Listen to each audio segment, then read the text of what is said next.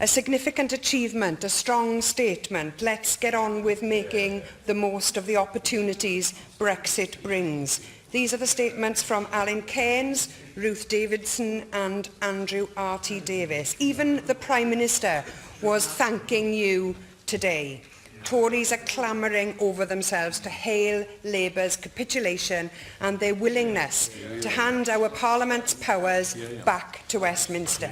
Now, I believed that by co-authoring the Securing Wales's Future with us and voting to support our continuity bill, Labour in Wales had understood the threat to Wales and the undermining of our powers that Brexit brings.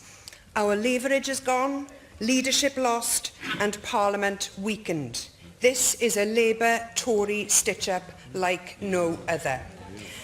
Llywydd, an answer to my letter received this morning from the Cabinet Secretary claimed that my tone was inflammatory.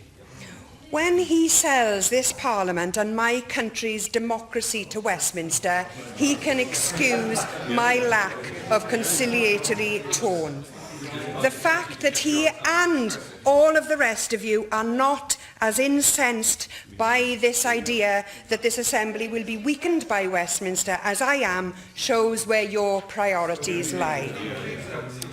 In his oral statement, the Cabinet Secretary said that he would prefer if Clause 11 were not included.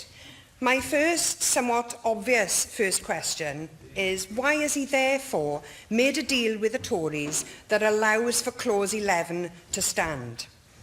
Does the Cabinet Secretary believe, as he has previously said, that this will lead to fewer powers for the National Assembly, or does he agree with the Prime Minister that this deal means more powers for Wales? Can I phrase it in another way? How many and what powers are you handing back to Westminster? Llywydd, I have many more questions, but I have one final crucial question for now.